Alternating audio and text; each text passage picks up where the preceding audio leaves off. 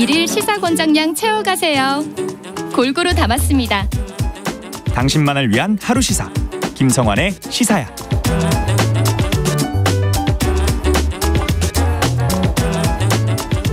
조두순 김근식과 같은 재범우려가 높은 고위험 성범죄자가 출소 후에 학교나 유치원 주변에 살지 못하도록 거주를 제한하는 일명 제시카법이 도입된다고 합니다. 하지만 시행 효과에 대한 회의적 시각도 만만치 않은데요. 과연 제시카법이 무엇인지, 실효성은 있을지 이은의 변호사 연결해서 얘기 나눠보도록 하겠습니다. 변호사님 안녕하세요. 안녕하세요. 이은희 변호사입니다. 네, 이게 원래 뭐 한국형 제시카법 이렇게 얘기하는 걸 보니까 미국에 있는 걸 좀 우리가 벤치마킹 한다고 할까요? 이렇게 하는 것 같은데 왜 제시카법이라고 불리고 어떤 법안인지부터 설명을 좀 해주시면 좋겠어요.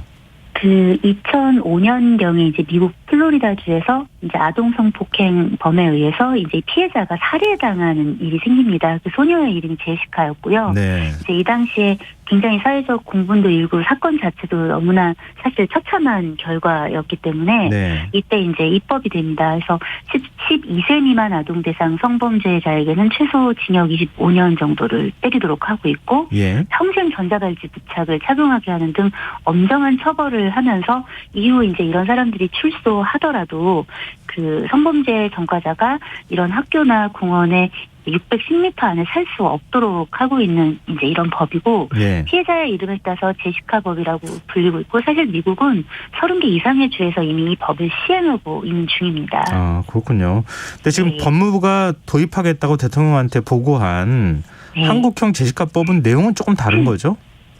이제 지금 사실 제시카법의 본질은 좀 더 주된 내용들은 우리는 계속해서 이제 성범죄자들이 나와서 아이들 가까이에 죽어가게 되고 뭔가 우리가 그걸 알 수 없어서 범죄를 예방할 수 없고 이런 상황들이 이제 공분을 일으키다 보니 제시카법에 있는 그 이제 거주지 제한에 좀 더 포커스를 맞춰서 이 법을 이제 조명을 하고 있지만 사실 이제 이 제시카법의 본질에 좀 더 가까운 건 이 아동을 성폭행하는 특히나 이제 12세 미만 아동 성범죄에 대해서 굉장히 엄단하는 거예요. 그래서 이제 그거의 본질을 가져다 놓고 이런 사람에 대해서는 적어도 25년 이상 상당 기간을 이제 사회로부터 격리시키고 나오더라도 평생 이제 전자발찌도 부착하고 뭐 가까이 살지도 못하게 하고 이제 이런 것들을 총체적으로 하고 있는 건데 이제 지금 우리의 제시카법 이번에 도입안은 실은 이제 거주지 제한에 방점이 좀 맞춰져 있는 것입니다.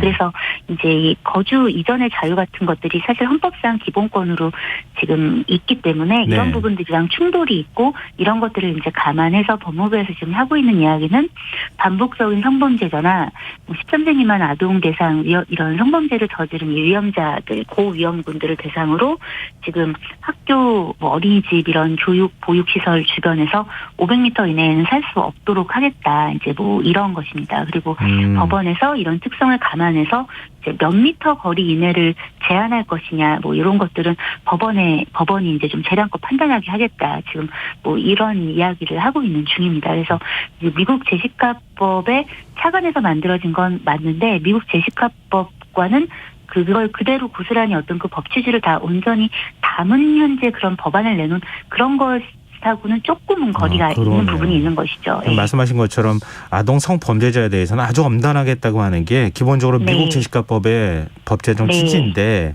우리는 최근에 이제 이른바 이제 뭐 재범우려가 높은 고위험 성범죄자가 자꾸 출소해서 나오니까 뭐 학교 근처에 살기도 하고 그래서 주민들이 반발하는 일이 있었잖아요. 그러니까 우리는 맞습니다. 거주지 제한에 좀 초점이 맞춰져서 법안 도입이 논의되고 있는 상황이다. 이런 말씀이신데요. 네, 맞습니다. 그러니까 지금 제시카법이 만약에 도입된다고 하면요. 이미 출소한 범죄자들에게도 소급 적용이 가능합니까? 사실 이제 이 부분에 대해서 오늘 한동훈 장관이 밝힌 입장은 지금 이거는 보완 처분이라고 해서 이제 형벌이 아니라 부과되는 처분인 거죠. 한마디로 뭐 이제 신상정보 등록이라든가 신상정보 공개라든가 뭐 전자발찌 부착 이런 류의 보완 처분이기 때문에 뭐 이중처벌이나 소급처벌이 아니기 때문에 개정 전에 출소한 사람에게도 뭐 할 수 있다 이제 이런 입장이지만 현실에서는 녹록치 않아 보입니다. 왜냐하면 우리 상식적으로 생각해 볼 때 어떤 사람이 이제 범죄를 저지르고 재판을 받아서 이제 긴 기간 뭐 이제 형을 살고 나왔어요 이미. 근데 그 사람한테 자 이번에 법이 바뀌었으니까 지금 우리는 이 법을 적용해서 거주지를 제한하겠어. 이제 예. 이렇게 하면 예. 그거를 받아들이게 하기가 쉽겠는가 일단.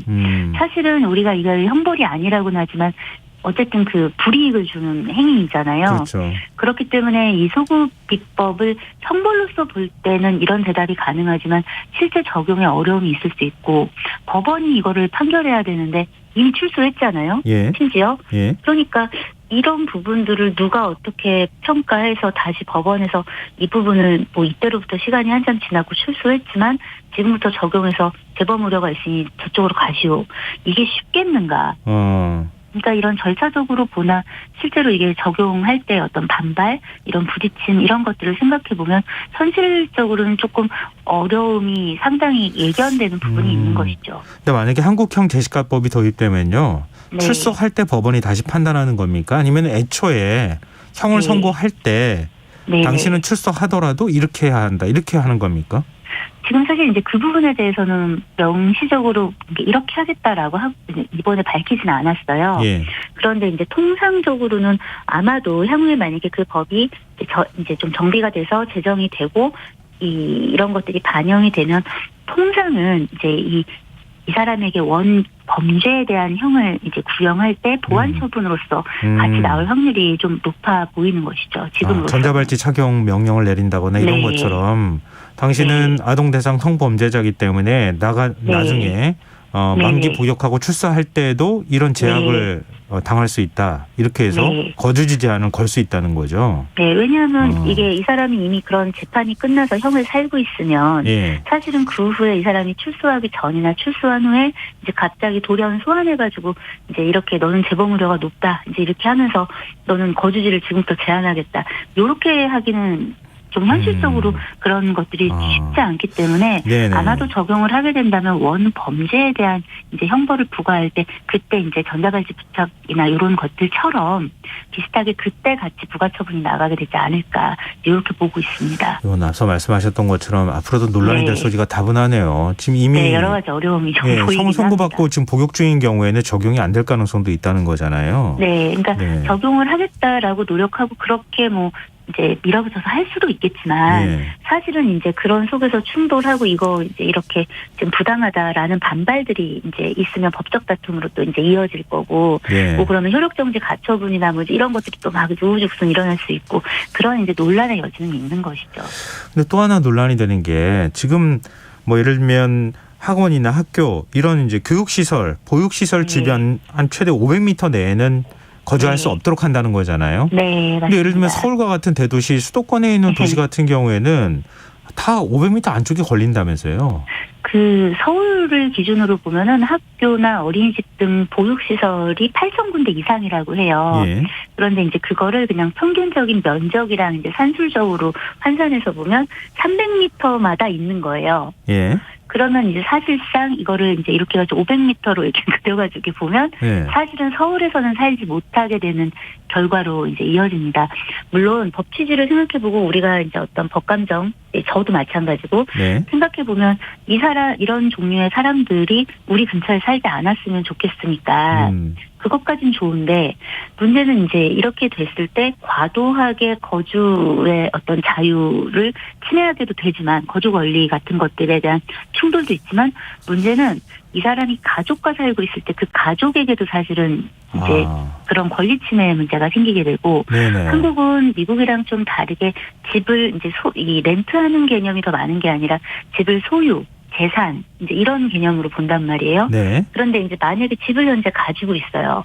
그러면 이 집을 처분해야 되는 어떤 그런 재산권 행사의 부분하고도 또 사실은 충돌되는 환경적으로 좀 다른 부분이 있습니다. 그리고 우리가 도시 중심의 밀집된 문화라서 대중교통도 되게 많이 발달되어 있는데 이런 경우에 사실은 이게 500m, 600m라고 해봐야 그 택시 요금으로 따지면 기본 요금도 안 되는 거리란 기본 요금 거리인 거죠. 얘기하면 그러니까 실질적으로 뭐 이제 우리가 이 사람의 거주를 제한한 것처럼 보이지만 우리 같은 구조에서 이게 이제 미국 같은 나라의 삶의 구조에서 이 거주지에서 이제 벗어나게 하는 거하고 아이들로부터 물리적 거리를 두게 하는 것이 갖는 실효성과 우리 같은 사회에서 이제 갖는 실효성은 동일하거나 비슷하다고 보기는 좀 어렵지 않겠나. 게다가 사실은 이런 종류의 아동 성범죄의 경우에 사실 이제 이걸 딱 이제 획일적으로 나눌 수는 없겠지만 사회경제적 취약계층인 아동들이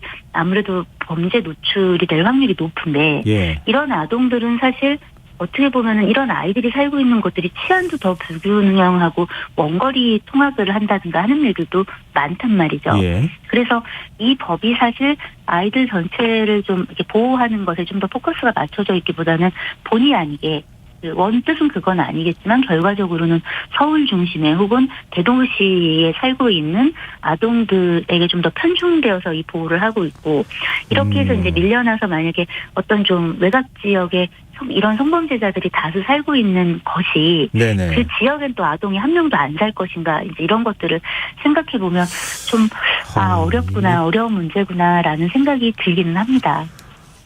말씀 듣다 보니까 이게 결코 간단치 않다 이런 생각이 드는데요. 네. 뭐 마지막으로 지금 시간이 그렇게 많이 남아있지는 않은데요. 지금 여러 가지 부작용에 대한 우려 이런 것들이 있기는 하지만 그래도 성범죄 고위험자가 나왔을 때 계속 갈등이 생길 거란 말이에요. 네, 맞습니다. 이런 제시카법을 일부 인용을 하든 아니면 어떤 좀 다른 대안을 만들 필요가 있을 것 같은데 변호사님 의견을 좀 말씀해 주시면 어떨까요? 그 거주지나 이런 부분들에 대한 고민과 이런 분리, 그러니까 원 피해자와 이런 가해자가 이제 이 가해자들이 돌아와서 피해자 지근거리에 살지 못하게 한다든가, 아니면 아이들이 진짜 굉장히 많이 밀집해 있거나 취약한 곳들에 대한 곳에서 이제 이 벗어나게 좀 하는 그런 조치들은 필요하다고 생각하고 법 취지에는 동감합니다. 그런데 이런 부분들에서는 당근과 채찍의 균형이 중요합니다. 예방의 부분에서. 왜냐하면 이건 처벌의 문제가 아니라 사실 지금 이 제시카법에서 이 거주지 제한의 문제는 처벌의 문제에서 파생되는 게 아니라 이 가해자를 피해자로부터 보호하는 예방의 포커스가 맞춰져 있는 거거든요. 그런 거를 생각한다면 이런 부분을 좀 더 이렇게 이 범주를 좀 더 명확히 하고 줄이고 실현 가능한 부분으로 이제 좀 입법을 하면서 이것과 함께 이 가해자들을 자발적으로 이쪽에 이제 와서 좀 살아라라고 이제 지금 보호 수용 제도를 하기는 어려운 상황이라면 뭐 이제 임대주택이나 이런 것들을 좀 부여하고 직업 훈련을 시키고 좀 타이트하게 보호 관찰 될 수 있는 이런 인력을 운용하고 그리고 이런 사람들로 하여금 그래서 직업 훈련을 받고 직업을 갖고 어떤 일정한 아이들이 많이 다니는 시간에는 묶여 있는 어떻게 보면 자기의 생계나 삶을 위해서 그게 자기의 이익에 좀 귀결이 된다라고 생각하면 이들이 자발적으로 협조할 수 있는 여지들이 열리잖아요. 그러면서 취약한 아이들이 살고 있는 곳에 치안을 강화하고 이런 부분들 부모가 해줄 수 없는 케어 속에 있는 아이들에게 사회 복지의 어떤 차원에서 이 아이들의 치안을 좀 더 치안률을 올려주는 이런 방안들을 좀 고민해야 되지 않을까 생각합니다. 말씀 고맙습니다. 네, 감사합니다. 지금까지 이은희 변호사였습니다. 김성환의 시사야 1부 순서 여기서 마무리하고요. 전 11시 정각 2부에 다시 오겠습니다.